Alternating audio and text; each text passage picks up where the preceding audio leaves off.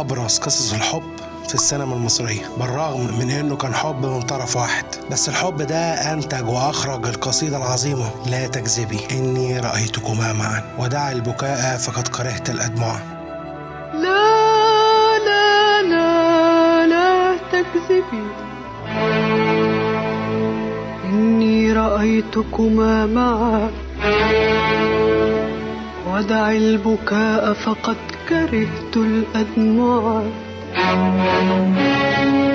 قصة الجميلة والوحش، الشاعر الكبير كامل الشناوي وقع في حب المطربة نجاة الصغيرة. كان عندها 17 سنة وكانت متجوزة من كمال منسي، وسنة 1960 طلقها علشان بعدها تقابل كامل الشناوي اللي شافها أول مرة وهي بتغني في شقة أخوه مأمون الشناوي علشان يقع في حبها. بس فرق السن بينهم كان 30 سنة، هو اللي خلاه ما يقولش ما يتكلمش